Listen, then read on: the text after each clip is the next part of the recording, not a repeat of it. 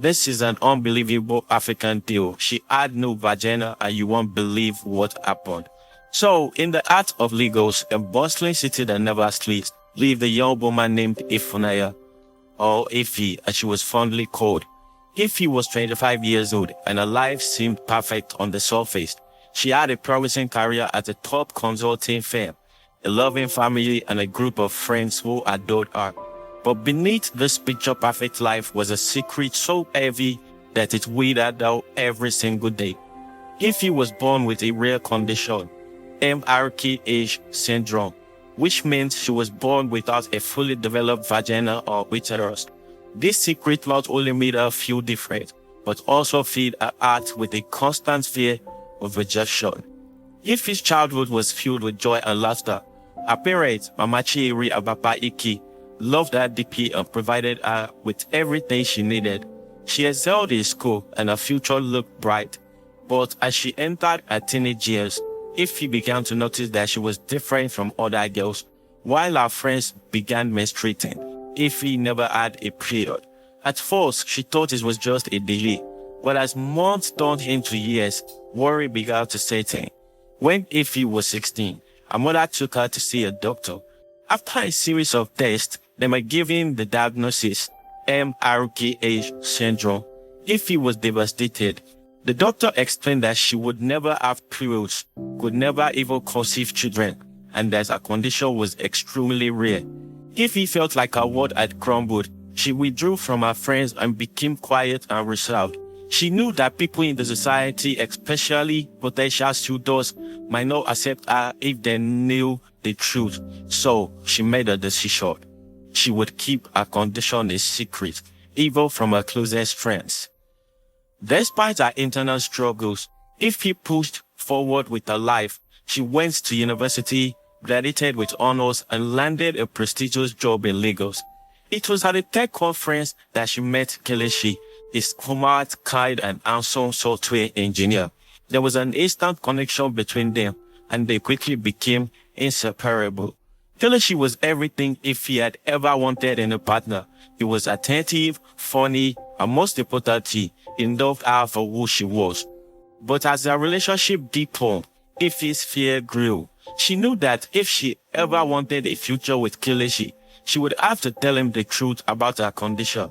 The thought of using him because of something she had no control over terrified her a lot.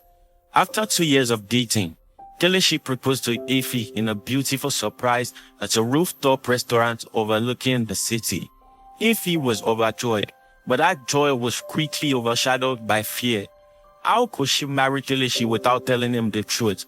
The next few days were a whirlwind of emotions as Ifi wrestled with the decision of whether or not to reveal a secret. One evening, she couldn't hold it any longer. She invited Kelechi over to her apartment and decided to lay it all on the table. They sat on the couch and Ifi took a deep breath. Kelechi, there's something I need to tell you. Something I should have told you a long time ago. Ifi started. Kelechi looked at her with concern, sensing the seriousness in her tone. Whatever it is, Ifi, we can get through it together. I love you, Kelechi replied. With tears in her eyes, Ifi explained her condition, how she was born without a fully developed vagina or uterus, how she would never be able to have children, and how she had kept it a secret for long, out of fear that Kelechi would leave her. There was a long silence after she finished explaining her story. Ifi's heart pounded in her chest as she waited for Kelechi's response. Finally, Kelechi responded and said, Ifi, I won't pretend that this isn't a shock, but it doesn't change the way I feel about you. We'll figure this out. You are the woman I want to spend my life with, and this doesn't change that. Ifi couldn't believe what she was hearing. She had braced herself for rejection, but instead, Kelechi held her close and assured her that their love was strong enough to overcome any challenge. For the first time in years, Ifi felt a sense of peace wash over her. With the weight of her secret finally lifted, Ifi and Kelechi began to discuss their future more openly. They knew that starting a family would be difficult, but they were determined to explore all other options. Till she, ever the problem solver, suggested they consult a top gynecologist in Lagos who specialized in cases like Ife's own. They met with Dr. Adeshua, a renowned specialist who had helped many women with MRKA syndrome. Dr. Adeshua explained that why Ife couldn't carry a child, there were other options available, including surrogacy and adoption. She also mentioned a new surgical procedure that could create a functional vagina, allowing Ife to have a normal sex life. The news was overwhelming, but it gave Ife a sense of hope she hadn't felt in a long time. She had clearly decided to go through the surgery. The procedure was scheduled, and though Ife was nervous, she knew this was the right step forward. The day of the surgery arrived, and Keishi was by Ife's side, holding her hand as they waited in the hospital. Dr. Adeshua assured them that everything would be fine, but there was always a risk with any surgery. Ife tried to remain calm, but the fear of the unknown gnawed at her. The surgery took several hours, and Keishi waited anxiously in the hospital lobby. When Dr. Adeshua finally came out to speak to her, her face was calm. We gave Keishi a small sense of relief. Dr. Adeshua said, "The surgery was successful. If he is in recovery now and she is doing well, it will take some time for her to fully heal, but I'm confident she would be just fine." Keishi thanked the doctor and rushed to Ife's side. When she woke up, she was groggy but relieved to hear that the surgery had gone well. The next few weeks were challenging as Ife went through the recovery process, but Keishi's unwavering support made it easier for her. Just as Ife was beginning to settle into a new reality, life threw an unexpected twist her way. One day, while she was recovering, she received a call from her mother, Mama Chiere. Mama Chiere on the phone said, "Ifunaya, I have some news that I don't know how to tell you. I went for a routine checkup and the doctor found something. I'm pregnant." Ife was stunned. Her mother was 48 years old and had been told years ago that she couldn't have more children. The news was nothing short of miraculous. "Mama, this is unbelievable. How is this even possible?" Amachi explained that she had been feeling unwell for weeks, and after several tests, the doctor confirmed that she was indeed pregnant. The news was a shock to the entire family, but it also brought a sense of joy and wonder. As Bamashi's pregnancy progressed, Ife began to notice strange things happening around her. She started having vivid dreams about a baby boy. She felt an overwhelming sense of connection to the child. One night, Ife had a dream that shook her to the core. In the dream, she saw herself holding a newborn baby, but when she looked closer, the baby wasn't just any child. It was a baby with her exact features. She woke up in a cold sweat, feeling the mix of fear and excitement. Unable to shake the feeling, Ife confided in Keishi about her dreams. He listened intently and suggested that they talk to Dr. Adeshua about what could be causing them. When they met with Dr. Adeshua, she listened carefully and then dropped a bombshell that neither of them saw coming. Dr. Adeshua said, "Ife, what I'm about to tell you is something I've never encountered in my career. Your mother's pregnancy, there is a chance that the baby she's carrying is actually yours." Ife and Keishi were speechless. Dr. Adeshua explained that in extremely rare cases, cells from a daughter can transfer to the mother's body and leads to a phenomenon known as fetal-maternal microhemorrhage. In this case, it was possible that Ife's cell had somehow been transferred to her mother during her own birth, and these cells had remained dormant in her mother's body for years. Now, with the right conditions, they had somehow activated and led to the conception of the baby. Ife and her family were faced with a life-altering decision. Ife could either accept that her mother's pregnancy was a miraculous event with no scientific explanation, or they could undergo tests to determine if the baby was biologically ours. Teachers could confirm whether Ife's cells had contributed to the pregnancy. But there was also a risk that the result could cause more confusion and heartache. After much deliberation, Ife decided to go through with the test. She needed to know the truth. The tests were conducted and the family anxiously awaited the results. A week later, the results came in. Ify, Kelechi, and Mama Chiri gathered in Dr. Adesuwa's office for the big reveal. Dr. Adesuwa said, "The results are in, and they confirmed what was expected. Ify, the baby your mother is carrying is indeed biologically yours." The room was silent as the news sank in. Tears streamed down Ify's face as she processed the reality of what had happened. The baby boy her mother was carrying was not just a brother, but a biological son. It was a miracle that defied all logic and science. As Mama Chiri's pregnancy neared its end, the family prepared for the arrival of the baby boy. Ify and Kelechi decided to take on the role of parent, with Mama Chiri's blessing.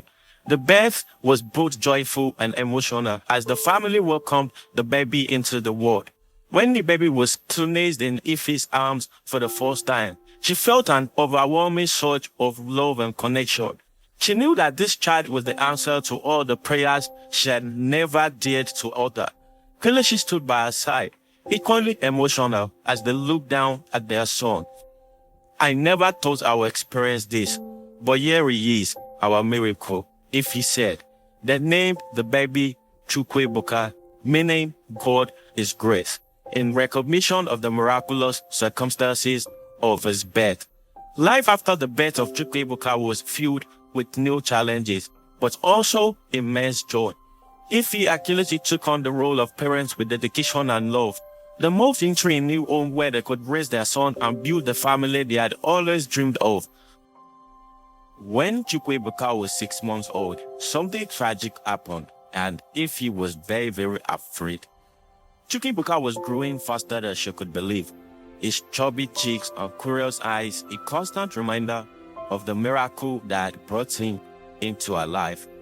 As she placed him in the crib one day, Ify felt a familiar wave of gratitude wash over her. She never thought she would experience this, the simple joy of being a mother. Kelechi appeared at the doorway, his smile as warm as the day they first met. "He's finally asleep," he whispered. Ify nodded, carefully stepping away from the crib. After that, the sudden vibration of Ify's phone shattered the peaceful met. The caller ID displayed Dr. Adesuwa's name, causing Ify's heart to skip a beat. A call at this hour couldn't be good news.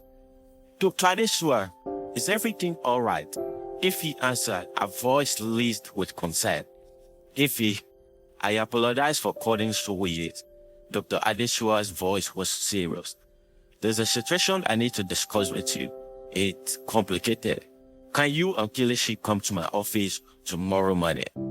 The next day, Ify and Kelechi sat across Dr. Adesuwa, the weight of anticipation heavy in the air.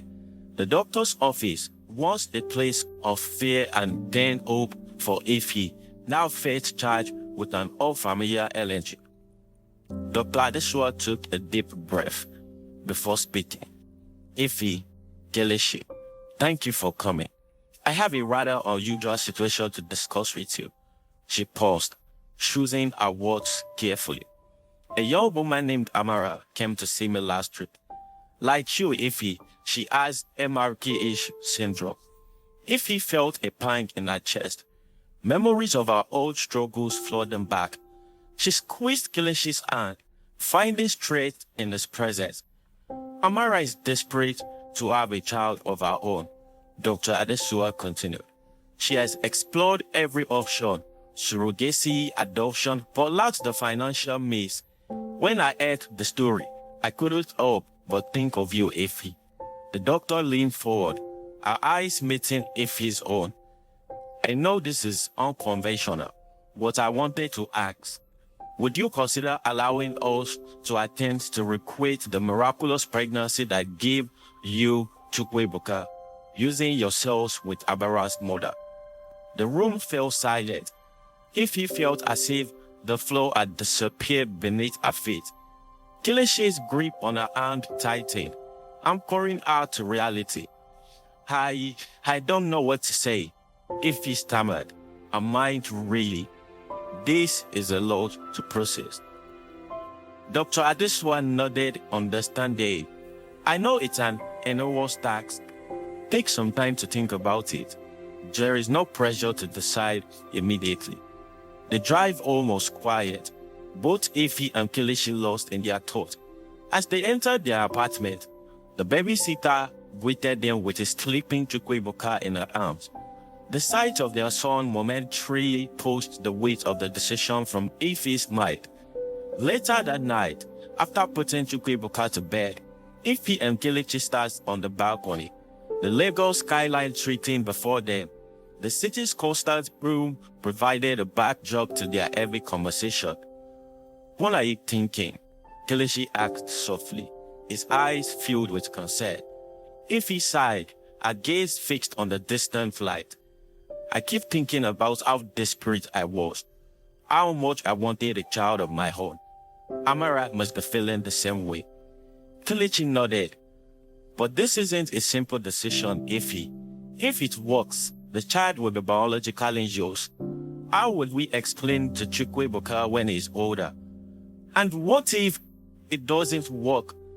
Ify added, voicing another fear. The disappointment could be devastating for Amara. They talked late into the night, weighing the ethical implications, the potential impact on their family, and the possibility of helping another woman express the joy of motherhood.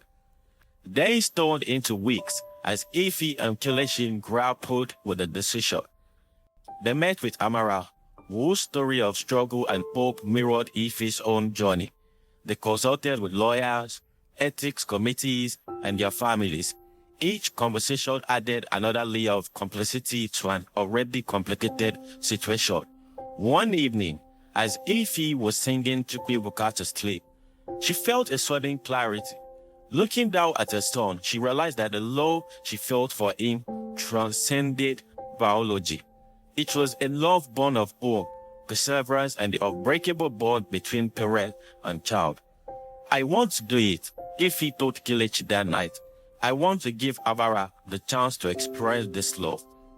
Kelechi's eyes shimmered with emotion. Are you sure? Ify nodded, feeling more certain than she had in weeks. My journey taught me that family isn't just about biology. It's about the love, choice, and sometimes it's about the miracles we create for each other. There were medical procedures, legal documents, and countless conversations with all parties involved. Ify's mother, who had carried Chukwuebuka, offered words of support and wisdom. Amara's mother, despite her initial hesitation, agreed to participate, moved by her daughter's unwavering desire for motherhood. Months passed, filled with anxious wait and hopeful prayers. When news finally came that Amara's mother was pregnant, it felt like the entire city of Lagos was holding its breath. The pregnancy progressed, each milestone a celebration of science, faith, and human compassion. As the due date approached, Ify found herself reflecting on her journey, from the scared young woman hiding her condition to becoming a mother, and now to playing a part in creating another miracle. She realized that her story had become something greater than herself, a testament to the power of love, the strength of women, and the endless possibilities of the human spirit. The day Amara's baby was born was a day of joy, tears, and profound gratitude.